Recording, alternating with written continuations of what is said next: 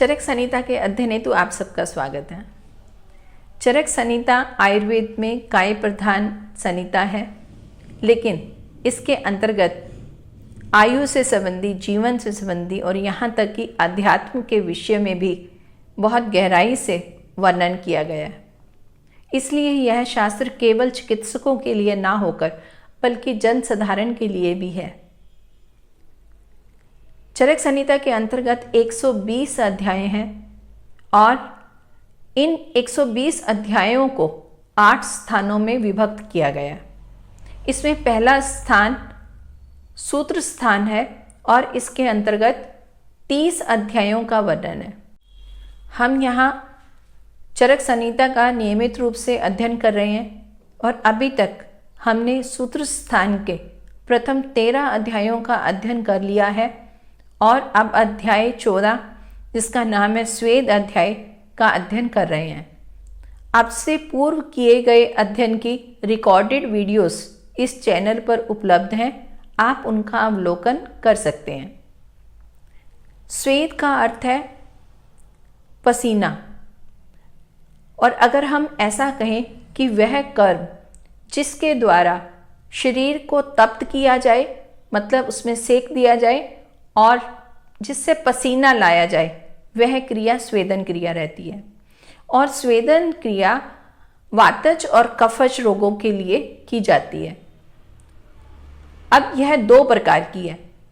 जब हम स्नेह युक्त औषधियों से स्वेदन क्रिया करवाते हैं तो यह वातज रोगों के लिए की जाती है, और जब हमें कफज रोगों के लिए स्वेदन करवाना होता है तो उस समय हमें रुक्ष औषधियों का प्रयोग करना होता है। कफज में जैसे प्रतिशाय कफज रोग है, इसके लिए हमें रुक्ष औषधियों का प्रयोग करना है। लेकिन अगर हम फेशियल पैरालिसिस की बात कर रहे हैं, जिसे अद्रित कहते हैं, और या फिर मन्या स्तंभ है या हेमीप्लेजिया है, इस तरह के रोग जो वायु से संबंधित हैं, उसमें हमें स्निग्ध औषधियों से स्वेदन करवाना है। लेकिन स्वेदन करवाने से पूर्व हमें यह जान लेना चाहिए किस व्यक्ति में और किस रोग के अंतर्गत स्वेदन क्रिया करवानी है। तो इसमें योग्य व्यक्ति के लक्षण अवश्य जानने हैं, और इसके पश्चात हमें अति योग के लक्षणों को भी जानना होता है। यानी कि अगर हम स्वेदन कर्म अधिक मात्रा में करवा दें तो वो कौन से लक्षण उत्पन्न होंगे। तो ये लक्षण जैसे प्यास अधिक लगना, शरीर में सुस्ती आना, ढीलापन आना, कभी कभी जकराहट भी हो जाना, दाह का महसूस होना और पित्त से संबंधी अनेक उपद्रवों का होना। क्योंकि जब स्वेदन क्रिया करवाई जाती है तो पित्त दोष प्रकोपित होता है, तो पित्त से होने वाले लक्षण यहाँ अति स्वेद में भी दिखेंगे। पित्त के प्रकोपित होने से यहाँ पर मूर्छा भी हो सकती है, और अगर इसकी और अति हो गई तो मृत्यु भी हो सकती है।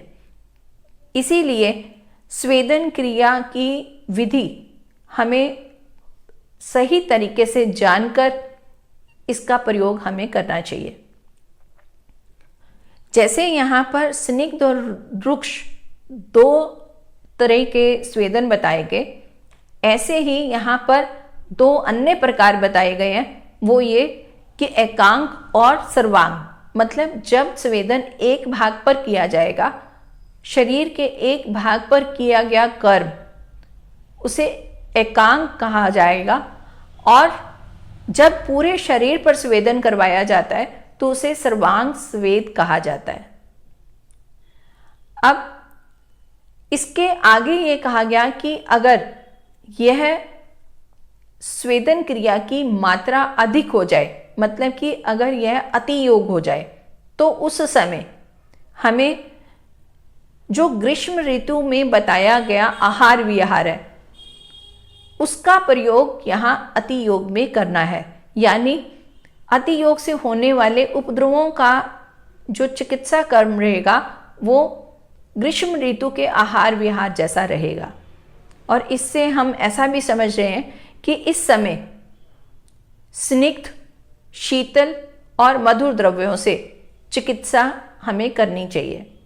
और इसके पश्चात यहाँ पर कुछ स्वेद बताए गए, जैसे कि पिंड स्वेद और साथ में प्रस्तर स्वेद, नाड़ी स्वेद, अवगाहा और अवनाहा। ये 5 प्रकार के स्वेदों का यहाँ वर्णन मिला। तो पिंड स्वेद में एक पोटली बनाकर स्वेदन करने के लिए कहा गया। प्रस्तर यहाँ पत्थर के लिए, मतलब पत्थर की शिला को गर्म करके फिर स्वेदन क्रिया करवाई जाएगी। और साथ ही नाड़ी स्वेद मतलब कि एक ऐसा इंस्ट्रूमेंट होगा जिसमें एक आगे नली लगी होगी और नली भी सीधी ना होकर उसमें कुछ मोड़ होंगे, उसके द्वारा जो स्वेदन क्रिया करवाई जाएगी उसे नाड़ी स्वेदन कहेंगे। यह एकांग सर्वांग के लिए प्रयोग किया जाता है। और फिर आगे अवगाहा, अवगाहा में टब बात की तरह आएगा कि कुछ टब जैसे यंत्र बनाकर उसके अंदर द्रव्यों को भरकर फिर स्वेदन क्रिया करवाई जाएगी। और साथ ही अवनाहा का मतलब है कि पुल्टिस जैसा औषध द्रव्य बनाकर फिर स्वेदन क्रिया करवाई जाए। तो यहाँ पर इन सभी के लिए अलग अलग द्रव्य बताए गए और फिर द्रव्यों के गुणों के अनुसार हमें उसको चुनकर इसका प्रयोग करना है।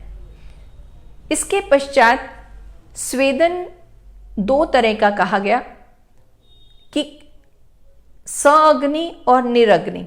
सअग्नि का मतलब है जहां पर अग्नि का प्रयोग किया जाता है, और निरग्नि जहां पर स्वेदन क्रिया तो करवाई जा रही है लेकिन उसमें अग्नि का प्रयोग नहीं किया जा रहा है। तो सअग्नि जिसमें अग्नि का प्रयोग किया जा रहा है वह 13 प्रकार से बताई गई है और निरग्नि 10 प्रकार से स्वेदन बताया गया है। तो सअग्नि हम पूर्व कक्षा में जान चुके हैं, लेकिन यहाँ केवल मात्र मैं उनके नाम और संक्षेप में उनका वर्णन बता रही हूँ कि यहाँ सअग्नि जो 13 प्रकार से बताई गई वे है संकर स्वेद। तो संकर स्वेद के अंतर्गत जो पूर्व बताया गया कि पिंड स्वेद, वो लगभग एक जैसी चीज। पिंड स्वेद मतलब पोटली बनाकर जो स्वेदन किया जाएगा उसे संकर स्वेद कहेंगे। और फिर प्रस्तर स्वेद, इसमें प्रस्तर पत्थर के लिए प्रयोग किया है। पत्थर का एक बेड बनाकर और फिर उसको तपाकर उसके ऊपर औषधियाँ रखकर फिर व्यक्ति को लेटाकर इस तरह से स्वेदन क्रिया करवाई जाएगी। और फिर आगे नाड़ी स्वेद आता है। नाड़ी स्वेद अभी बात हुई कि यह इसमें एक नलिका जैसा यंत्र होगा और उस यंत्र के द्वारा एकांग स्वेदन करवाया जाएगा, मतलब किसी विशेष अवयव या विशेष, अगर हम ऐसा कहें कि किसी एक शरीर के भाग पर, जैसे कि अगर घुटनों में दर्द चल रहा है तो घुटनों पर हम नाड़ी स्वेदन अगर करवाएं तो उसमें एक ही भाग प्रभावित होगा, तो इसलिए यहाँ पर नाड़ी स्वेदन करवाया जाएगा। इसी प्रकार अगर हमें कमर में कोई दिक्कत महसूस हो रही है तो कमर के ऊपर भी जो स्वेदन क्रिया करवाई जाएगी उसे नाड़ी स्वेद भी हम करवा सकते हैं। तो इसके बाद है परिषेक स्वेद। परिषेक मतलब कि एक फुआरे जैसा लेकर और उस फुआरे यंत्र से वहाँ पर भाप या उष्ण विधि के द्वारा स्वेदन क्रिया करवाई जाती है। और इसके बाद अवगाहन। अवगाहन भी ये कि एक जो द्रोणी जैसा या टब बात की तरह एक टब लेकर उसके अंदर औषधियों का प्रयोग करके स्वेदन क्रिया करवाई जाए तो अवगाहन स्वेदन होगा। और इसके बाद जैनताक। जैनताक एक कमरा जैसा बनाना है और फिर कमरे के बीचों बीच एक तंदूर रखना है जिसमें औषधियों को जलाना है और फिर उस उष्णता से व्यक्ति का स्वेदन करवाना है। तो जैनताक स्वेद को यहाँ पर पूर्व कक्षा में बहुत विस्तार से समझाया गया है। उसमें एक शब्द अरतनी आया था। अरतनी एक डिस्टेंस है जिसे एक हाथ से मापा जाता है और हाथ में भी छोटी उंगली से लेकर कोहनी तक का डिस्टेंस बताया गया है। तो इस अरतनी को एक मापदंड बनाकर उसमें कितनी अरतनी का प्रयोग करना है ऐसा इस विषय में बताया गया है। और अब आगे इसमें साथ में जैनताक जो एक कमरा बनाया जाएगा जिसके अंतर्गत यह स्वेदन क्रिया करवाई जाती है, उसमें झरोखे होते हैं, मतलब कि इसमें वायु का जो प्रवेश है उसको रोका नहीं गया है। और फिर इसके पश्चात जो अगला स्वेदन क्रिया बताई गई वो है अश्म घन स्वेद। तो अश्म घन भी यहाँ पत्थर के लिए लगा, लेकिन यहाँ पर पत्थर को पहले तपाया जाता है और तपाने के लिए औषधियों का प्रयोग करते हैं, काष्ठ औषधियों का प्रयोग किया जाता है। लेकिन जब स्वेदन क्रिया करवाई जाती है तो उसमें उन औषधियों को हटा दिया जाता है और केवल पत्थर को गर्म करके उसके ऊपर स्वेदन क्रिया करवाई जाती है। मतलब कि पत्थर जब तप्त हो जाएगा तो रोगी को उसके ऊपर लेटाकर फिर स्वेदन क्रिया करवाई जाएगी। और उसके बाद कशु स्वेदन आता है।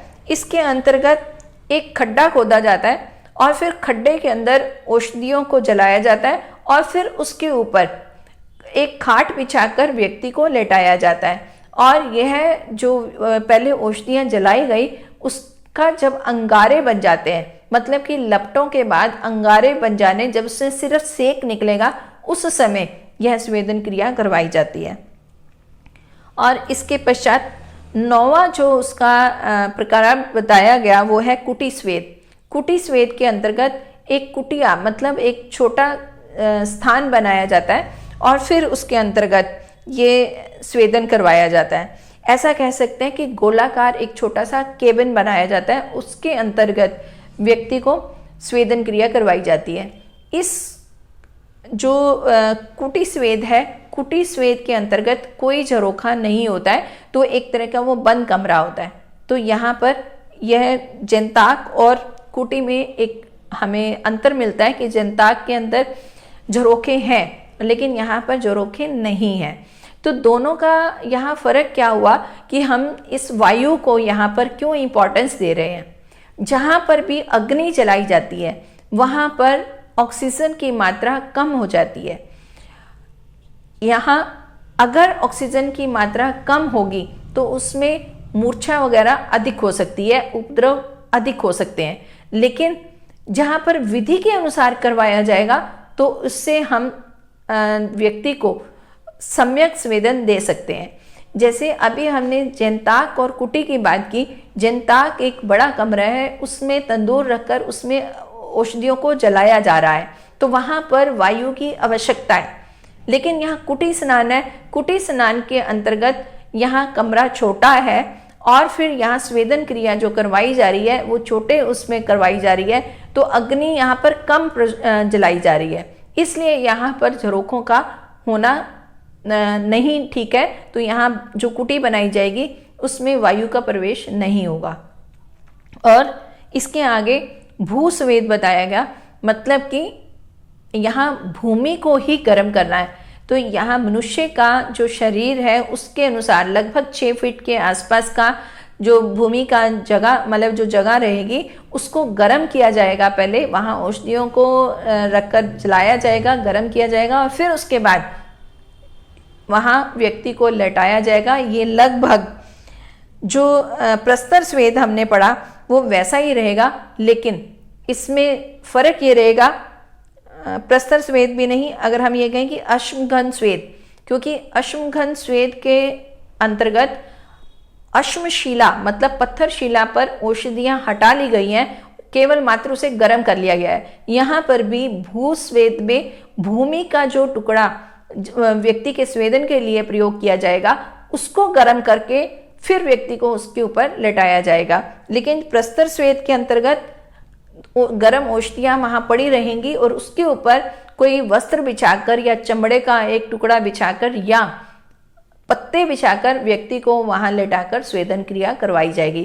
तो ये तीनों लगभग एक जैसे हैं, लेकिन तीनों में ही कुछ कुछ अंतर है, तो हमें उसको समझना है। और उसके पश्चात 11वां स्वेदन कुंभी स्वेद बताया है। कुंभी स्वेद के अंतर्गत एक कुंभी बनानी है, मतलब कि उस कुंभी के अंदर द्रव औषधियों का प्रयोग होगा। औषधियों से बनाए गए द्रव, या हम उसको क्वाथ कह सकते हैं, उनका प्रयोग होगा और फिर उसके द्वारा स्वेदन क्रिया करवाई जाएगी। मतलब पहले एक कुंभी जैसा आकार का हमें यंत्र बनाना है और फिर उसमें उष्ण औषधियों से द्रव भरना है और उसके ऊपर कोई खटिया बिछाकर व्यक्ति के हमें उष्ण स्वेद करवाना है। तो यहाँ पर यह स्वेदन क्रिया इस प्रकार से होगी। और फिर 12वां कूप बताया गया। कूप के अंतर्गत एक कुआं खोदना है और फिर उस कुएं के अंदर यहाँ औषधियों को जलाना है और उसके सेक से फिर व्यक्ति को स्वेदन क्रिया करवानी है। और जो अंतिम यहाँ बताया गया वो होलाक स्वेदन के अंतर्गत जो कूप में बनाई प्रयोग करने औषधियाँ औषधियाँ हैं, उन्हीं औषधियों को एक अलग से एक बर्तन बनाना है, जिस बर्तन को हम बोरसी कह सकते हैं। उस बोरसी के अंतर्गत इन द्रव्यों को जलाना है। तो वो द्रव्य यहाँ बताए गए हाथी, घोड़ा, गाय, ऊंट, गधा की लीद, इसको जलाना है। और फिर जब वो उसका अंगारे बन जाए, मतलब लपटें बंद हो जाए, धुआं बंद हो जाए, फिर उससे सेक करवाना है। तो यहाँ पर इन दोनों में फ़र्क ये हुआ कि यहाँ पर एक बर्तन लेके उसमें ये काम करवाया जा रहा है और वहाँ एक कुआं खोद के, ज़मीन को खोद के उसमें जो स्वेदन क्रिया करवाई जा रही है। तो इस तरह से ये 13 प्रकार थे जिसमें अग्नि का प्रयोग करके स्वेदन क्रिया करवाई जा रही है। और आज हम जानेंगे कि निरअग्नि, मतलब जहाँ अग्नि का प्रयोग नहीं किया जा रहा फिर भी स्वेदन क्रिया करवाई जा रही है, वो 10 प्रकार कौन से हैं। उनमें सबसे पहले व्यायाम के बारे में कहा गया कि जब व्यक्ति खेल कूद करता है या दौड़ लगाता है या इसी तरह के कुछ और कार्य करता है तो उसमें ऊष्मा प्रयोग होती है और फिर ये शरीर से पसीना निकलता है। तो यह एक तरह का निरअग्नि स्वेद हुआ। अब अगला उष्णगृही बताया। उष्णगृह का मतलब गर्म कमरा, मतलब कि कमरा अगर बंद सा है, कंजस्टेड है, तो उस समय अगर उस व्यक्ति में उस कमरे में बैठा जाएगा तो भी गर्मी लगेगी और फिर पसीना आ सकता है। तो ये मौसम के अनुसार भी कह सकते हैं कि गर्मियों में उष्ण गृह में बैठने से अधिक स्वेदन क्रिया हो सकती है और सर्दियों में इसमें कुछ ये प्रभाव कम होगा। और इसके आगे तीसरे नंबर पे कहा कि भारी ओढ़ने के वस्त्र, मतलब जैसे कंबल, रजाई वगैरह, ऐसे वस्त्रों को ओढ़कर कमरे में बैठने से ये उष्ण क्रिया होगी, मतलब कि स्वेदन क्रिया होगी। गर्मियों में अगर गर्म कंबल या रजाई ओढ़कर लेटा जाए तो उसमें पसीना आएगा और यह एक तरह का स्वेदन क्रिया ही होगी। अब इसके पश्चात चौथे नंबर पर निरअग्नि स्वेदन के अंतर्गत भूख कहा गया है।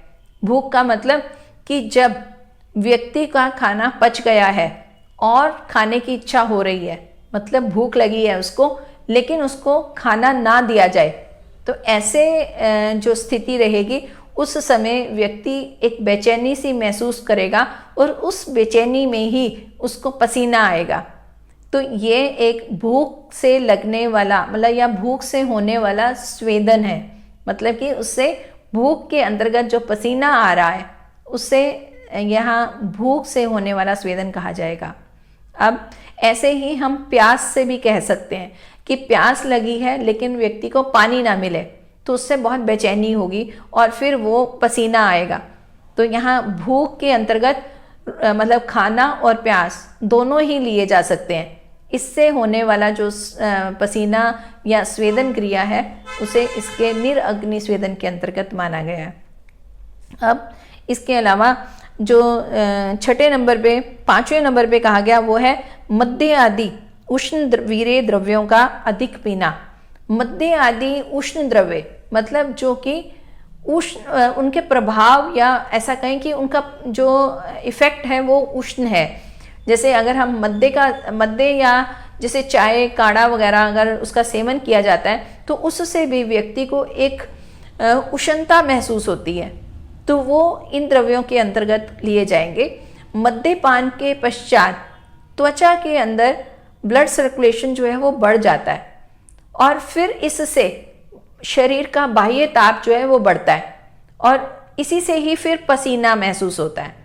जो भी आपने मद्यपान किया हुआ व्यक्ति देखा होगा उसका चेहरा बहुत लाली लिए होता है, तमतमा रहा होता है और फिर उसके चेहरे पर कुछ पसीने की बूंदें भी होती हैं। अक्सर अगर मद्य सेवन अधिक मात्रा में किया जाए तो ऐसा जनरली हमें देखने को मिल जाता है। यहाँ पर वही चीज़ कही गई है। और हम ऐसा भी जाने कि अगर चाय आदि का सेवन दिन भर में ज़्यादा हो गया तो भी एक बेचैनी सी महसूस होती है और उसमें उष्णता आती है और यही एक स्वेदन क्रिया का तरीका है, लेकिन इस स्वेदन को कहाँ पर किस तरह से प्रयोग करना है वो अलग बात है। लेकिन यहाँ पर यह कहा गया कि ऐसे से उष्णता पैदा होगी, दाह उत्पन्न होगा, स्वेदन होगा, ऐसा हमें जानना चाहिए। और छठे नंबर पर भय कहा गया, मतलब कि अगर किसी तरह का भी व्यक्ति को डर हो रहा है तो भी उसको बेचैनी होगी और उसको एक पसीना आएगा। आपने देखा होगा कि बहुत बार जब व्यक्ति डर जाता है तो उसका चेहरे का रंग बदल जाता है, चेहरे पर पसीने निकल आते हैं। तो ये पसीना आना ही स्वेदन क्रिया है और यह निरअग्नि स्वेदन का एक प्रकार है। और इसके आगे क्रोध, क्रोध मतलब जब व्यक्ति को गुस्सा आ रहा है और फिर गुस्से से उसका चेहरा तमतमा रहा है, उस समय भी उसके चेहरे पर जहाँ उसके शरीर की बाहरी तरफ रक्त सर्कुलेशन जो है वो बढ़ जाती है और शरीर में ताप महसूस होता है। यही उष्ण या स्वेदन क्रिया है। तो ऐसा जान सकते हैं कि क्रोध से भी स्वेदन होता है। और इसके अलावा उपनाह, उपनाह यहाँ पुलटिस को कहा गया। तो कुछ ऐसी उष्ण द्रव्य जो वीर्य में उष्ण है, जिनका प्रभाव उष्ण है, जैसे चमेली का तेल या तगर, तो इनका जो तेल है वो वैसे ही उष्ण माना गया है। अब इनका प्रयोग करके अगर उपनाह किया जाता है तो भी उसे हम ऐसा कहेंगे कि ये स्वेदन क्रिया है, लेकिन इसमें अग्नि का प्रयोग नहीं किया गया, बल्कि वो औषध के प्रभाव से ही ये उष्ण कार्य हुआ है। तो इसलिए यह निरअग्नि स्वेदन का एक प्रकार माना जाएगा। अब आगे युद्ध, युद्ध में भी व्यक्ति अपनी एनर्जी यूज करता है और फिर उसमें भी वही क्रोध की भांति जोश आता है और जोश से फिर स्वेदन क्रिया होती है, मतलब पसीना आता है। तो ये भी एक तरह का निरअग्नि स्वेदन क्रिया हुई। और इसके पश्चात आतप, आतप का मतलब धूप। तो धूप तो सूरज को तो हम सूरज को उष्ण माना गया है और उष्णता का मुख्य सोर्स तो सूर्य ही माना गया, सूर्य से निकलने वाली धूप है। तो धूप जो है हमेशा गर्म मानी जाती है। तो केवल धूप में बैठ जाना, जैसे सर्दी के मौसम में भी सर्दी से बचाव के लिए हम धूप का प्रयोग करते हैं, धूप में बैठ जाते हैं। तो हम इसमें सन बाथ ले सकते हैं। तो सन बाथ जो है वो एक तरह का स्वेदन का ही एक प्रकार है और इसे निरअग्नि स्वेद कहेंगे। तो ये 10 निरअग्नि स्वेदों का यहाँ पर वर्णन किया गया है। अब इसके पश्चात आगे ऐसा कहा गया, इसको सार में पूरे अध्याय को यहाँ फिर ऐसा कहा गया कि स्वेद के 3 द्वंद्व माने गए हैं। 3 द्वंद्व का मतलब कि 2-2 की कैटेगरीज 3 बारी मानी गई है। जैसे पहला माना कि अग्नि से युक्त और बिना अग्नि के, ये 2 प्रकार के स्वेद हुए। और फिर एक हमने माना एकांग स्वेद, मतलब जैसे कि संकर स्वेद या नाड़ी स्वेद एकांग के लिए किया जा रहा है, एक अंग के लिए किया जा रहा है। और फिर दूसरा सर्वांग स्वेद, ये 2 भेद हुए। और फिर सर्वांग स्वेद के अंदर उदाहरण बताया है कि जैसे प्रस्तर स्वेद या जयंताक स्वेद, जिसमें पूरे शरीर को ही स्वेदन क्रिया करवाई जाती है। और फिर तीसरे तरह का जो भेद माना वो है स्निग्ध स्वेद और रुक्ष स्वेद, इसकी हम पहले ही चर्चा कर चुके हैं। उसके पश्चात यहाँ पर एक टेबल दिया गया है जिसमें ये 13 जो 3 तरह के द्वंद्व है उनका यहाँ पर वर्णन किया गया है। और फिर इसके पश्चात अब निषेध बताया गया। निषेध मतलब स्वेदन क्रिया करवाने के पश्चात हमें किन चीज़ों को नहीं करना चाहिए। तो उसके विषय में कहा गया कि स्वेदन करने के बाद या ऐसा कहें कि स्निग्ध पुरुष की स्वेदन क्रिया द्वारा चिकित्सा करने पर, जैसा हम पहले भी जान चुके हैं कि अगर स्वेदन क्रिया करवानी है तो स्नेहन आवश्यक है। तो स्नेहन करवाया हुआ है जिस व्यक्ति को और उसको फिर उचित मात्रा में और ठीक विधि से स्वेदन करवा दिया गया है तो उसको पथ्य भोजन करना चाहिए। मतलब उसके पश्चात हितकारी जो भोजन है वो करना चाहिए। और फिर उसमें भी पहले ये बता दिया गया कि मधुर, स्निग्ध और शीतल द्रव्यों का प्रयोग करवाना है। तो इसमें आहार और विहार दोनों ही है। तो यहाँ पर भी ऐसा कहा गया कि उचित या पथ्य भोजन करवाएं। और साथ ही ऐसा कहा कि सम्यक स्विन व्यक्ति को, मतलब जिसका स्वेदन सम्यक हो गया है, उचित मात्रा में हो चुका है, उस व्यक्ति को उस दिन व्यायाम नहीं करना चाहिए, क्योंकि व्यायाम वगैरह जो अभी बताए गए उससे पित्त दोष प्रकोपित होता है, तो पित्त जो है फिर उष्णता देने वाला होगा। इसलिए जिस व्यक्ति का स्वेदन हुआ है उसे इसका निषेध बताया गया, मतलब उस दिन व्यायाम नहीं करना है। अध्याय के अंत में यह बताया गया है कि इस अध्याय के अंतर्गत हमने क्या क्या पढ़ा है। तो उसके विषय में कह रहे हैं कि स्वेद जिस प्रकार प्रयुक्त होने पर लाभ करने वाला होता है और जिनके लिए जो स्वेद जिस प्रकार लाभकारी होता है, मतलब उसके वर्णन कर दिया गया कि किस रोगी को करवाना है और किस तरह से वो लाभकारी होगा।